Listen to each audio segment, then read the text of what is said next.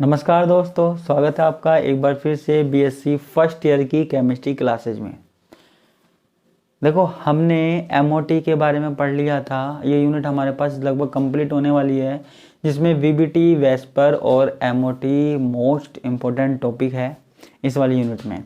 आज का जो हमारा टॉपिक है वो है बंद ऊर्जा, बॉन्ड एनर्जी या फिर बंद सामर्थ्य, बॉन्ड स्ट्रेंथ।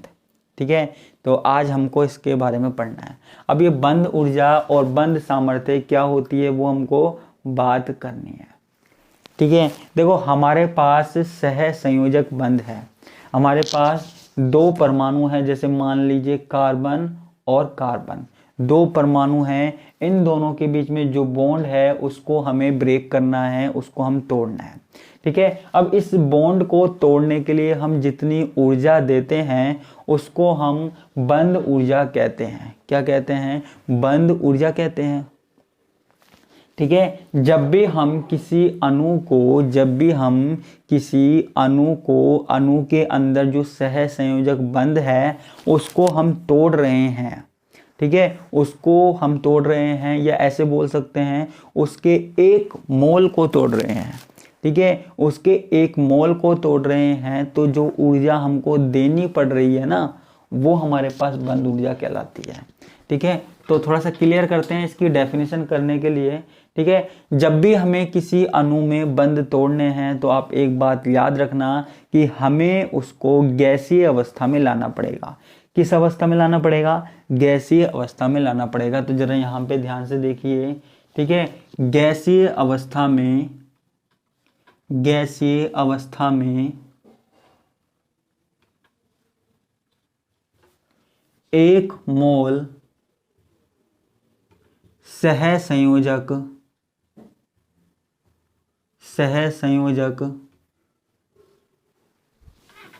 बंध के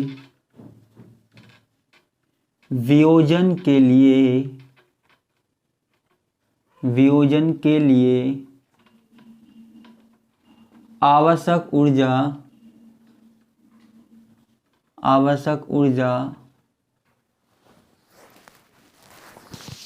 बंद ऊर्जा कहलाती है। क्या कहलाती है? बंद ऊर्जा कहलाती है।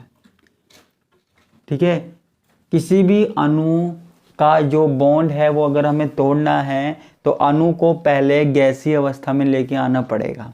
क्यों? क्योंकि देखो गैसीय अवस्था में जो है बॉन्ड बिल्कुल कमज़ोर हो जाते हैं और वहाँ पे बॉन्ड को तोड़ना बहुत ज़्यादा आसान हो जाता है।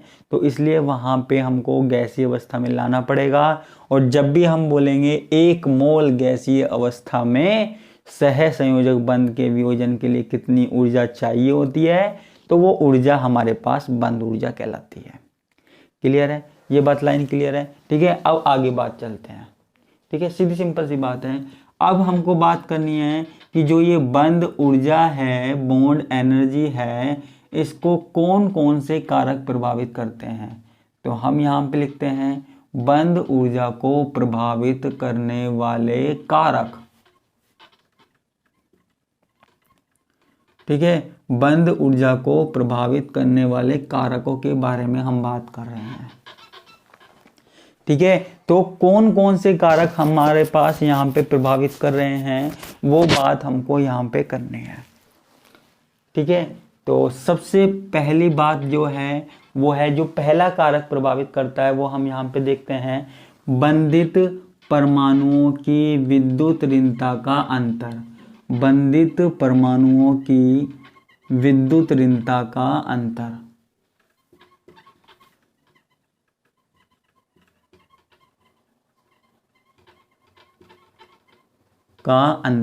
बंधित परमाणु की विद्युत ऋणता का अंतर। Difference of electronegativity of bonding atoms. ठीक है, देखो अगर हमारे पास विद्युत ऋणता बढ़ती है, ठीक है, विद्युत ऋणता का मतलब क्या है? किसी परमाणु पर इलेक्ट्रॉन घनत्व का बढ़ना। ठीक है, विद्युत ऋणता होती क्या है? दो परमाणु हैं, उनमें से एक परमाणु इलेक्ट्रॉनों को ज्यादा आकर्षित कर रहा है, तो वो हमारे पास विद्युत ऋणता होती है। ठीक है, तो एक मैं स्टेटमेंट लिखता हूं कि यदि विद्युत ऋणता का अंतर बढ़ेगा, विद्युत ऋणता का अंतर बढ़ने पर, विद्युत ऋणता का अंतर बढ़ने पर बंद सामर्थ्य बढ़ती है, बंद सामर्थ्य बढ़ती है।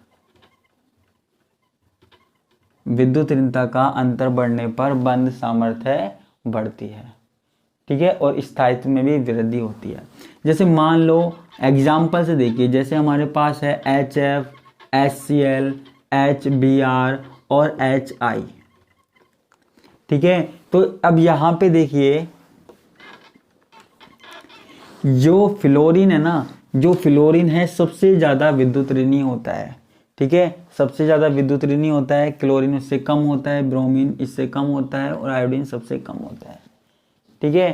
तो यहाँ पे इन दोनों के बीच में जो विद्युत ऋणता का अंतर है वो होता है 1.9, यहाँ होता है 0.9, यहाँ होता है 0.7 और यहाँ पे 0.4। इसमें आपको दिक्कत लेने वाली बात है नहीं, ठीक है। विद्युत ऋणता मतलब HF में जो इलेक्ट्रॉन है, H और F के बीच में जो इलेक्ट्रॉन है उनको फ्लोरीन आकर्षित कर रहा है, यहाँ जो बीच में इलेक्ट्रॉन है उनको क्लोरीन आकर्षित कर रहा है और यहाँ बीच में जो इलेक्ट्रॉन है उनको ब्रोमीन आकर्षित कर रहा है और यहाँ आयोडीन, ठीक है। तो इन चारों की अगर हम बात करें तो HF में सबसे ज़्यादा जो फ्लोरीन है वो इलेक्ट्रॉनों को आकर्षित कर रहा है, ठीक है। अब देखो किसी के ऊपर बहुत सारा नेगेटिव चार्ज है, थोड़ा सा दिमाग लगाना, किसी के ऊपर बहुत सारा नेगेटिव चार्ज है तो वो पॉजिटिव वाले को भी उतनी ही मजबूती से पकड़े रखेगा।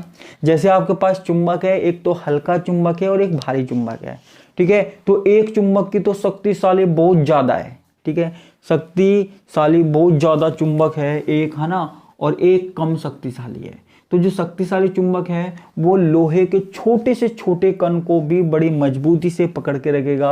अगर हमें उस कण को हटाना है, उस लोहे के पदार्थ को हटाना है तो हमें ढेर सारी एनर्जी चाहिए होती है, ठीक है। और एक बिल्कुल कमजोर सा चुंबक है वो आकर्षित तो करता है किसी को, लोहे की चीज़ों को आकर्षित करता है, लेकिन इतनी मजबूती से बंधा हुआ नहीं होता। तो उसको लोहे की चुंबक से हटाने के लिए हमें क्या करना पड़ेगा, ज़्यादा एनर्जी नहीं देनी पड़ेगी, ठीक है। तो यहाँ पे सबसे ज़्यादा विद्युत ऋणी होता है फ्लोरीन, ठीक है। तो इसलिए यहाँ पे सबसे ज़्यादा फ्लोरीन के कारण होने के कारण इनके बीच का जो बॉन्ड होता है HF में वो सबसे ज़्यादा स्ट्रॉन्ग होता है, ठीक है, वो सबसे ज़्यादा स्ट्रॉन्ग होता है। तो सबसे ज़्यादा इसकी बंद सामर्थ्य होती है, तो इसको तोड़ने के लिए सबसे ज़्यादा बंद ऊर्जा चाहिए होती है, ठीक है, इसको तोड़ने के लिए सबसे ज़्यादा बंद ऊर्जा चाहिए होती है। तो ये तो हो गई पहली बात, ठीक है। दूसरा बंद क्रम,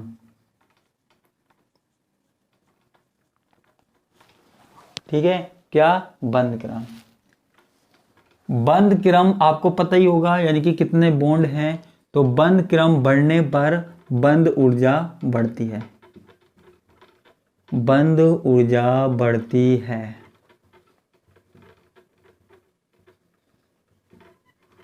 बंद क्रम बढ़ने पर बंद ऊर्जा बढ़ती है मतलब देखो हमारे पास कार्बन कार्बन के बीच में क्या है, कार्बन कार्बन के बीच में क्या है, सिंगल बॉन्ड है। कार्बन कार्बन के बीच में क्या है, डबल बॉन्ड है, ठीक है। कार्बन कार्बन के बीच में क्या है, ट्रिपल बॉन्ड है। अब आप मुझे ये बताइए, ये वाला बॉन्ड तोड़ने के लिए ज़्यादा एनर्जी चाहिए, ये वाला बॉन्ड तोड़ने के लिए ज़्यादा एनर्जी चाहिए, या ये वाला बॉन्ड तोड़ने के लिए ज़्यादा एनर्जी चाहिए। सीधी सी बात है, 3 बॉन्ड को तोड़ने के लिए सबसे ज़्यादा एनर्जी चाहिए होती है। 3 बॉन्ड को तोड़ने के लिए सबसे ज़्यादा एनर्जी चाहिए होती है। यहाँ पे अगर आप देखें तो यहाँ पे लगभग चाहिए होती है 347.1, ठीक है ना। यहाँ चाहिए होती है 610.2 और यहाँ पे लगभग 836 पॉइंट कुछ चाहिए होती है, ठीक है, 836.6, ठीक है, बंद ऊर्जा होती है। तो सीधी सी बात है, आप याद रख सकते हो कि 3 बॉन्ड है तो एक बॉन्ड को तोड़ने में टाइम लगता है, तो 3 बॉन्ड को तोड़ने में ज़्यादा टाइम लगेगा। है ना। तो सबसे ज़्यादा बंद ऊर्जा किसकी होगी? 3 बॉन्ड वाले की होगी। ठीक है, किसकी होगी? 3 बॉन्ड वाले की होगी। तो ये हमारे पास क्या हो गए? 2 कारक हो गए। अभी हम और चीज़ों के बारे में भी हम पढ़ रहे हैं।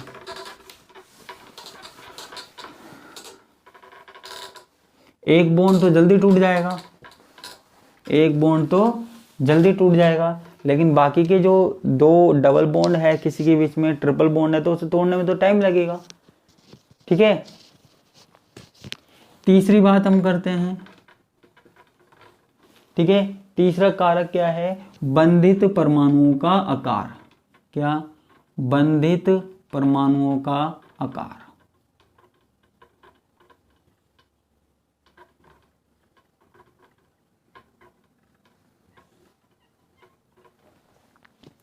ठीक है, अब ये बंधित परमाणुओं का आकार क्या होता है, इसके बारे में हमको बात करनी है। ठीक है, देखो जैसे जैसे परमाणु आकार बढ़ता जाएगा, जैसे जैसे हमारे पास परमाणु आकार बढ़ता जाता है आवर्त सारणी में, तो वो अतिव्यापन भी कम करता है। ठीक है, क्योंकि देखो सीधी सी बात है, छोटा सा परमाणु है वो तो कहीं पे भी एडजस्ट हो जाता है, जल्दी से किसी के भी साथ अतिव्यापन कर सकता है, लेकिन जो बड़ा परमाणु है उसको अतिव्यापन करने में प्रॉब्लम आती है। ठीक है, वो अच्छे से किसी के साथ बॉन्ड नहीं बना सकता, और जब वो ऐसा ही चलता फिरता सा बॉन्ड बनाएगा, बड़े आकार वाला परमाणु ऐसा चलता फिरता सा बॉन्ड बनाएगा, तो उसको तोड़ने के लिए कितनी सी एनर्जी चाहिए होती है? ठीक है, उसको तोड़ने के लिए कितनी सी एनर्जी चाहिए होती है? ज्यादा चाहिए होती है क्या? नहीं चाहिए होती है। ठीक है, तो बंधित परमाणुओं के आकार की हम बात कर रहे हैं। ठीक है, तो यहां पे लिखते हैं परमाणु आकार बढ़ने के साथ, परमाणु आकार बढ़ने के साथ साथ बंद सामर्थ्य में कमी आती है। बंद सामर्थ्य में कमी आती है। ठीक है, जैसे जैसे परमाणु आकार बढ़ता जाएगा तो वहां पे बंद सामर्थ्य में कमी आएगी। जैसे मैंने अभी आपको बताया भी था, HF, HCl, HBr और HI, तो मैंने आपको बताया भी था यहाँ पे परमाणु आकार क्या हो रहा है? बढ़ता जा रहा है। आपने पढ़ा होगा ना आवर्त सारणी में, ऐसे होते हैं फ्लोरीन, क्लोरीन, ब्रोमीन, आयोडीन। तो फ्लोरीन का आकार सबसे छोटा होता है, फिर आकार बढ़ता जाता है, बढ़ता जाता है, बढ़ता जाता है। ठीक है, फ्लोरीन से नीचे आयोडीन जाने पर नॉर्मली आकार बढ़ता है। तो आकार जब बड़ा होता है तो वो हाइड्रोजन के साथ अतिव्यापन अच्छे से नहीं कर पाता। ठीक है, और जब वो हाइड्रोजन के साथ अच्छे से अतिव्यापन नहीं कर पाएगा, आपकी नॉलेज के लिए बता दूं, जब वो हाइड्रोजन के साथ अतिव्यापन नहीं कर पाएगा तो उसकी जो बंद ऊर्जा है, बंद सामर्थ्य होती है, उसमें भी कमी आ जाती है। तो यहाँ पे जो HF है उसकी बंद ऊर्जा सबसे ज़्यादा होती है, मैं पहले ही बता चुका हूँ। HCl की उससे कम होती है, HBr की उससे कम होती है, और HI की सबसे कम होती है। ठीक है, और कौन कौन से कारक प्रभावित करते हैं? एक 4th कारक और देखते हैं, बंध की प्रकृति। बंध की प्रकृति। ठीक है, बंध की प्रकृति क्या होती है? देखो बंध जो हमारे पास सिग्मा बंध होता है, ध्यान रखना, सिग्मा बंध जो पहला बंध बनता है परमाणु के बीच में, वो सिग्मा बंध होता है। तो सिग्मा बंध ज्यादा प्रबल होता है बजाय किसके? पाई की तुलना में। ठीक है, पाई बंध जो होता है वो कमजोर होता है, जो इस तरीके से साइड से होता है ना, साइड से होता है, वो कमजोर होता है, और जो इस तरीके से होता है वो क्या होता है? वो मजबूत होता है। ठीक है, तो पाई बंध क्या होता है? कमजोर होता है। पाई बंध क्या होता है? कमजोर होता है। ठीक है, तो मैं यहाँ पे लिख देता हूँ, सिग्मा बंध पाई बंध की अपेक्षा प्रबल होता है। पाई बंध की अपेक्षा प्रबल होता है, अपेक्षा प्रबल होता है, प्रबल होता है। ठीक है, तो सिग्मा बंध पाई बंध की अपेक्षा क्या होता है? प्रबल होता है। ठीक है, ये हमारे पास 4th बात हो गई। एक लास्ट बात और है हमारे पास, क्या? बंधित परमाणुओं की संकृत अवस्था।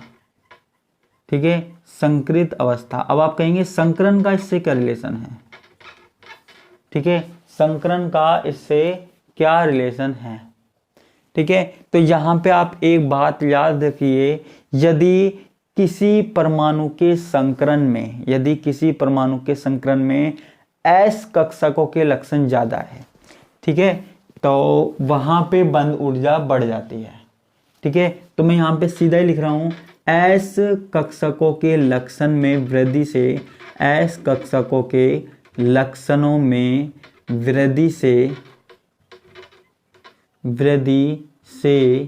बंद प्रबलता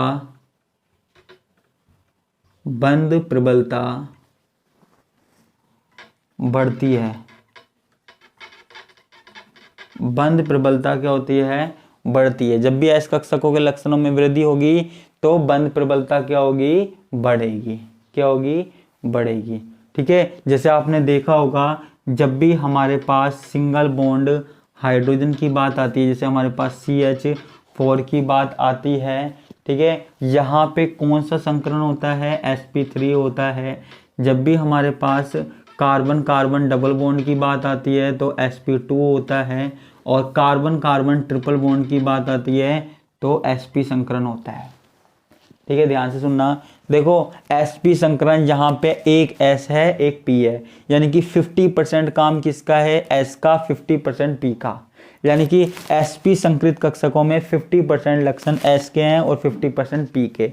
यहाँ पे एक s है दो p है, तो लगभग 33% योगदान किसका होता है, s कक्षकों का होता है। और यहाँ पे लगभग 25%, sp3 में 4 है ना, तो लगभग 25% योगदान किसका होता है, s का होता है, ठीक है। किसका होता है, s का होता है। तो आप जरा ध्यान से देखिएगा कि सबसे ज्यादा s कक्षकों के लक्षण कहाँ पाए जाते हैं, सबसे ज्यादा s कक्षकों के लक्षण sp में पाए जाते हैं, 50% s के 50% p के, ठीक है। तो 50% s के होते हैं, 50% किसके होते हैं, p के होते हैं। तो मैंने आपको क्या बताया था, जहां s कक्षकों के लक्षण ज्यादा होंगे वहां पे जो बंध है वो प्रबल होगा, बंध है जो स्ट्रॉन्ग होगा, ठीक है। तो ये कौन कौन से कारक प्रभावित होगा ये मैंने आपको बता दिए, और बंद ऊर्जा क्या होती है वो भी मैंने आपको बता दी। तो आज के लिए सिर्फ इतना ही, बाकी काम देखेंगे नेक्स्ट क्लास में। धन्यवाद, नमस्कार, बाय बाय।